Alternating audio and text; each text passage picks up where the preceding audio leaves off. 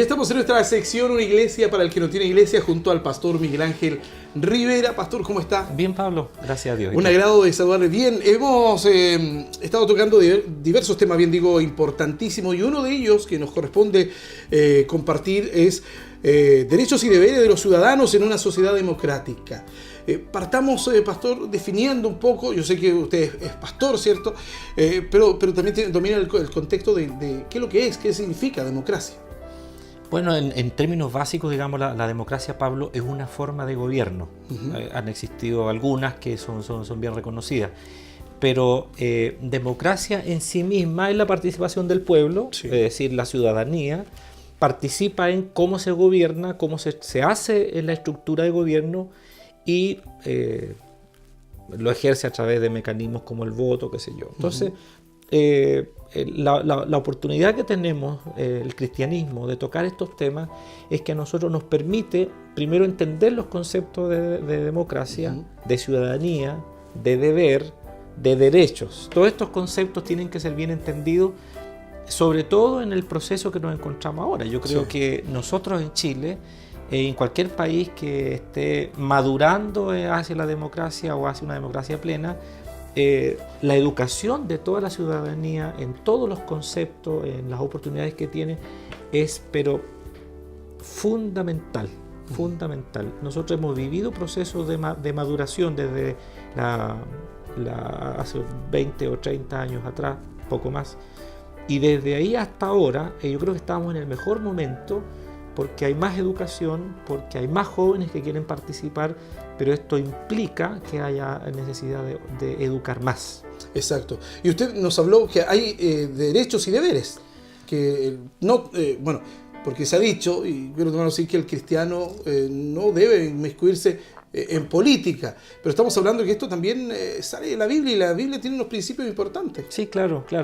Yo pienso, ya lo dije en algunos programas que hablamos sobre gobierno, esa frase casi ya no hay que nombrarla porque se estigmatiza política con partidismo, con corrupción, con lo que vaya. Yo creo que un principio esencial es que cuando se habla de política se está diciendo que hay una idea o una doctrina que yo sigo. Muy bien. La verdad es que todo ser humano no participa en política en el sentido doctrinario de una línea o no. Las grandes que han existido, izquierda o derecha. Se crean ideas de centro, pero las ideas de centro como que se cargan para la centro derecha o la centro izquierda, pero eso no es el tema. Pero en lo político todos participamos. Primero porque votamos, segundo porque opinamos, tercero porque nos vemos involucrados desde los centros de padres y los centros de alumnos en los colegios, hasta centros vecinales o juntas de vecinos, como se llama en nuestro país, o vamos creciendo en comisiones, en ONGs o en instituciones, si trabajamos dentro del aparataje gubernamental, en lo local, comunal, en lo regional, qué sé yo. Y finalmente todo esto permite que los seres humanos, los ciudadanos, puedan ir accediendo. Entonces, finalmente, en lo político hacemos todo, desde la conversación que hacemos en la esquina. Sí. Y lo segundo es que la Iglesia, ya lo dijimos también en algunos programas muchos meses atrás, la Iglesia ha heredado una dicotomía media injertada, producto del pensamiento griego, donde dice que está lo sagrado y lo secular. Y lo sagrado sería orar, leer la Biblia, ir a la iglesia, hacer estudio bíblico, tener la devoción, ofrendar, todas aquellas cosas que son más del espíritu, más del ser interior. Y lo secular es todo lo que yo hago de lunes a sábado, es decir, comercio, vender, administrar, ir al banco o trabajar en el banco, o sea, todo lo que no tiene que ver con la espiritualidad. Y parece que la espiritualidad y la vida cotidiana no tienen nada que ver. La verdad es que eso es un error absoluto. De principio a fin la Biblia habla y está hecha para que nosotros vivamos una vida transformadora.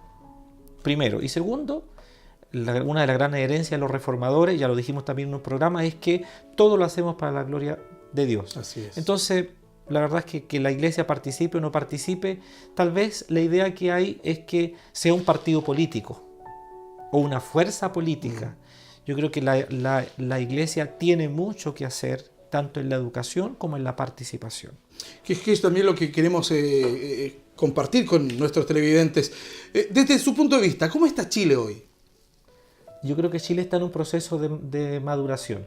Chile tiene la obligación de madurar, de educar y de participar.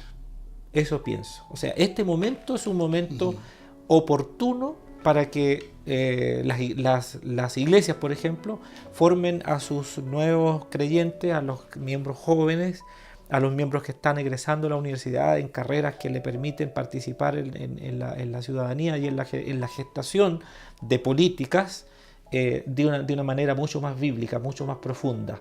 No solo para salvación, yo le digo que tienen que ser cristianos salvos, por supuesto. No existe un cristiano no salvo, pero estoy hablando de que la salvación sea la base y luego que haya un discipulado y una enseñanza, un discipulado, como dijimos muchos programas al principio, un discipulado que discipule naciones. Exacto. ¿Por qué? Porque nuestro país es una democracia y eso fue como partimos. Antes existía la aristocracia, voy partiendo de lo más participativo a lo menos participativo. La aristocracia era esta participación de que los mejores o los más ricos tenían el poder. Sí. La corrupción de eso es la oligarquía. Mis amigos o mis parientes son los únicos que pueden heredar, gobernar al resto. Eso no puede ser posible. Y lo más primitivo, o no lo más primitivo, pero lo sobre la aristocracia, o lo primero, fue la monarquía. Entonces, el poder está en una sola persona. ¿Cuál es el problema de esto? La tiranía. Entonces, en ese sentido, Chile tiene una oportunidad, porque si somos democracia, tiene que haber entonces ahora zafarnos un poquito de esta idea de que algunos saben, a traspasar la idea en que todos podemos saber, todos pensamos, pero no podemos discutir aquí abajo en el pueblo lo que los que saben están haciendo o no haciendo, sino que nosotros tenemos que pensar cómo hacer que nuestro barrio, que nuestra familia, que nuestra comuna, nuestra región crezca. Chile es un estado soberano, pastor, unitario, responde a una república democrática donde todo el pueblo chileno tiene poder mediante el voto voluntario, ¿verdad? En la República Democrática, la base de su funcionamiento. ¿En qué comprende todo esto? Yo destacaría tres cosas. Primero, que es un sistema político que defiende la soberanía del pueblo y el derecho del pueblo o de la sociedad, de la ciudadanía, para elegir y con el voto también controlar a los gobernantes. O sea, el gobernante no se puede salir a su discreción porque tiene un pueblo que, como se ha usado en algunas elecciones, lo va a validar o lo va a castigar en el futuro. Digamos, diciendo, ¿sabes qué? Nos consideramos que no hiciste bien una representación, de tal manera que no votamos por ti, votamos por otro. Lo segundo, en la República Democrática, los ciudadanos nos hacemos representar por personas personas que asumen cargos en los órganos que el Estado tiene de apertura para representar. En el caso nuestro, nuestra comuna se tiene que gobernar por un alcalde y por un consejo. El consejo ayuda a gobernar al alcalde, de tal manera que el consejo, el alcalde mismo y el consejo nos representa. Es decir, no son personas que solo por ser ellos se merecerían estar ahí, sino que ellos están al servicio nuestro para representarnos.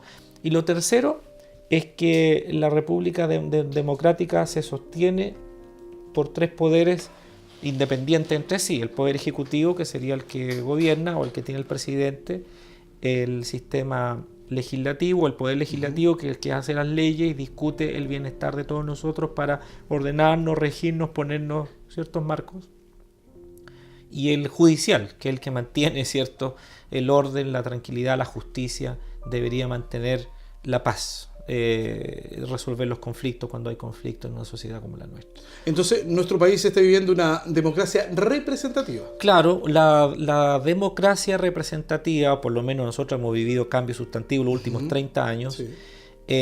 Era medianamente representativa hasta que año 2005 se hicieron cambios, modificaciones en la Constitución, que finalmente se logró que fuera una democracia representativa, porque había en el Senado, por ejemplo, habían senadores vitalicios, de acuerdo a la Constitución, senadores designados. Exacto. Y los senadores elegidos. Entonces eso no era tan representativo porque ya había personas que iban a estar ahí que no estaban elegidas por la ciudadanía. Entonces, en términos concretos, la democracia participativa o la democracia representativa es donde yo, como ciudadano, le entrego mi participación, mi voz a una persona determinada, a un grupo de personas para que ellos actúen, representen, decidan, busquen el bienestar mío y de toda mi familia. En las elecciones en nuestro país hemos ido avanzando, porque ahora, usted dijo, ahora elegimos senadores, presidente, diputado, incluso ahora consejeros regionales, se busca elegir gobernadores más adelante también. Claro, o sea, lo que se está haciendo en participación se está utilizando el mismo sistema convencional. La democracia convencional es que el ciudadano vota y elige quienes le representan. Ok, entonces, palabras simples. Entonces a lo que tenemos que llegar es una democracia participativa. ¿Pero cómo sería esto? Bueno, la democracia participativa es un concepto que es un poquito diferente al otro. Si ponemos comparativamente, la democracia convencional o representativa, elige, dijimos, elige su gobernante. Segundo, el ciudadano en el acto de elegir cede la soberanía que él tiene, es decir, en una democracia el ciudadano tiene el poder, pero lo cede a los representantes. Estos representantes llegan a tener el poder por el voto ciudadano, pero el ciudadano en una democracia representativa, una vez que votó, ya no tiene más injerencia, salvo que el representante, en este caso el presidente de la República, no baja a la ciudadanía. Quien debería bajar sería o el diputado o el senador, y él baja y está con la gente, escucha las relaciones, pero nos hemos dado cuenta, y esto es una observación mía, pero no solo mía, sino que de gente que estudia estos temas, en que finalmente, Pablo, la relación entre la ciudadanía y quienes le representan, por quienes ellos votaron, se transforma a veces en una relación vacía y asistencialista. Es decir, se busca ahora al diputado o al senador para que nos ayude a conseguir un proyecto tal, para que nos ayude a conseguir la electrificación, para que nos ayude a conseguir la pavimentación de la calle o la vereda, para que nos ayude en los proyectos de ampliación de nuestras casas. Es decir, el representante se transforma en una suerte de nexo o pituto arriba para que me ayude a mí a conseguir beneficios sociales. O si queremos hacer algo, hacemos una movilización, Claro, es que ese es el otro lado, el lado de la participación. El pueblo quiere participar, pero no tiene mecanismos para participar salvo el voto. Entonces, cuando ya emitió el voto, el ciudadano, vamos a decirlo de esta manera, en Chile no hay un ciudadano participativo. En Chile hay un voto representativo, es decir, el ciudadano es un votante. No es un ciudadano que después mañana yo me pueda sentar en su casa. Mira, pongámoslo gráficamente. Cuando los candidatos están haciendo su proceso para mostrarse y para recibir el voto, entran a las casas, toman desayuno con la gente, parten la marraqueta y comen una pailita de huevo, caminan entre las poblaciones, les ladra el perro. La pregunta es, ¿y después de eso? Después de eso no lo hacen. Después de eso se pierden. 3 años, 4 años... Depende de la cantidad de tiempo que estén o que dura el periodo. De tal manera que el ciudadano es importante para el discurso del candidato y para la foto del candidato y para el video del candidato y para mostrar que el candidato está, pero lo que está buscando es un voto. Entonces, la participación ciudadana finalmente se reduce en la democracia representativa en un voto. Suena frío decirlo, pero finalmente es así, porque la práctica dice, como ya venía diciendo, que finalmente la relación entre el ciudadano y el representante se transforma en una relación vacía. Te digo honestamente, en mi caso, ninguno de mis representantes que me representa a mí ha estado en mi casa, ha comido conmigo, ha caminado conmigo, ni nada, porque finalmente ellos se concentran o en las poblaciones o se concentran en las instituciones organizadas, en los centros de padres, centros de junta de vecinos, y ahí se agrupan con la gente, con los adultos mayores, con los jóvenes, con las entidades ciudadanas sociales que se han formado. Entonces eso sería una democracia representativa. El gran problema que tenemos con respecto a lo participativo, En lo participativo, lo ideal es que la ciudadanía no cede completamente la soberanía al representante. Uh-huh. Lo segundo, el ciudadano conserva el derecho de intervenir en las acciones del representante.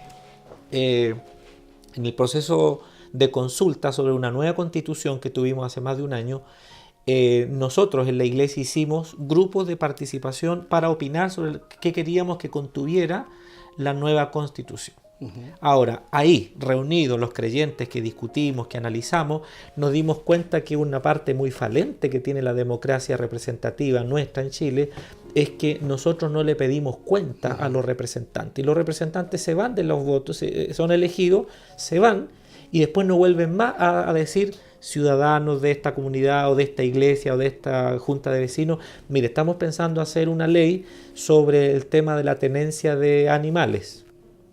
Y no le preguntan a la gente. Uh-huh. Simplemente se nutren de pequeñas agrupaciones que van ahí o de los nexos que tenga cada uno con sus asesores, y eso entonces empiezan a armar leyes arriba sin haber un diálogo, sin haber una participación. Entonces, en la democracia participativa, que sería hacia donde tenemos que llegar, hoy día se nos amplió para votar por los consejeros regionales, se quiere que se vote por los gobernadores y por los intendentes. Uh-huh. Pero la representación, la participación, sigue siendo representativa. Es decir, necesitamos tu voto. En la democracia que deberíamos aspirar, los ciudadanos deberían agruparse o de manera individual uh-huh. para presentar proyectos al Parlamento.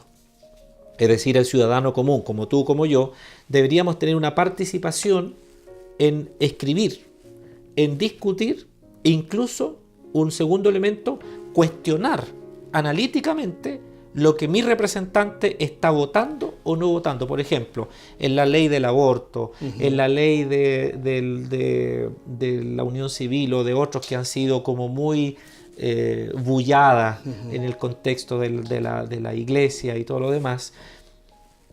Mi pregunta es: ¿qué participación tuvimos para decirle a nuestro representante? Y es más, ¿supimos cómo votó nuestro representante? Nuestra comunidad, nuestra zona tiene un representante. Uh-huh. ¿Supimos cómo él votó? Entonces él vota de acuerdo a cómo el partido político al que él es miembro le dice. Bueno, entonces, ¿cuál es la representación? Y si él viniera y preguntara, hiciera un sondeo o una encuesta o una votación pública sobre las comunas que lo eligieron a él, ciudadano de esta comuna, tengo que votar por el aborto en una causal 2 o 3 o el aborto universal.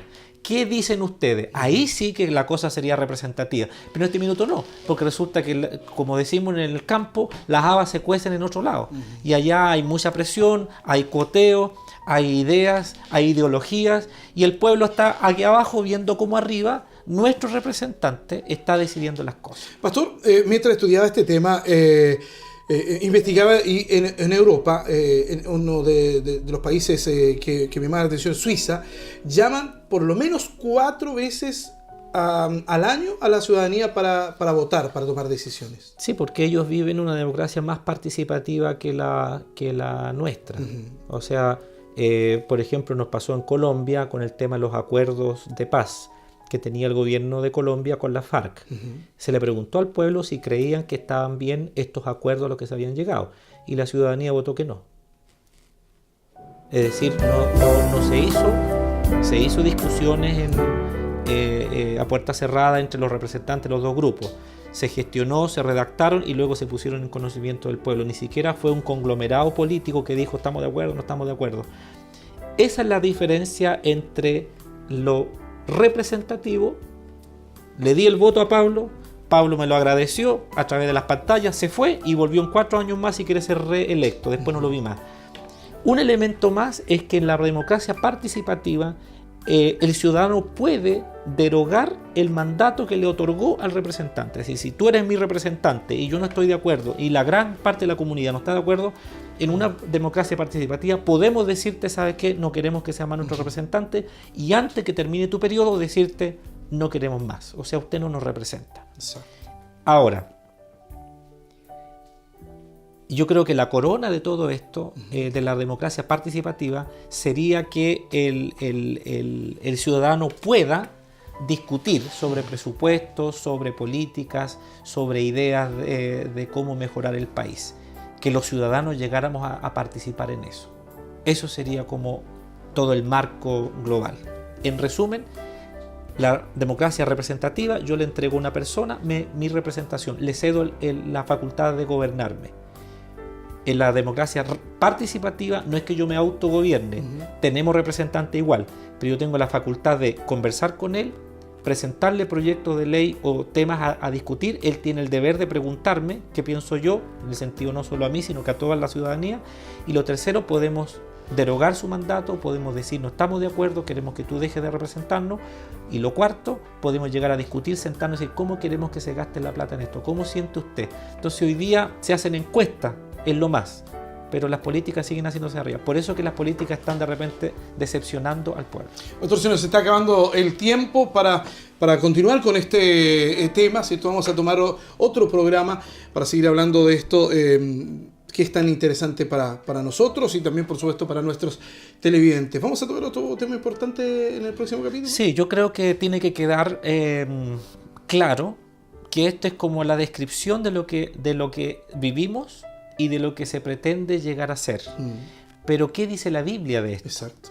¿Cuáles son los elementos que deberíamos afirmar para que nuestros hermanos que están escuchando el programa y quieren participar en lo político, quieren ser parte de una renovación, de una mejoría en nuestro país, y dicen, bueno, tengo que afiliarme a tal ideología, a tal partido, a tal línea, puedan encontrar en su fe, en la Biblia, la formación necesaria para poder llegar a ser buenos representantes y hacer que la ciudadanía participe con ellos? Eso deberíamos tratarlo en los programas. Muchas gracias, pastor. Gracias por compartir con nosotros en esta una iglesia para el que no tiene iglesia. Siga viendo nuestro programa.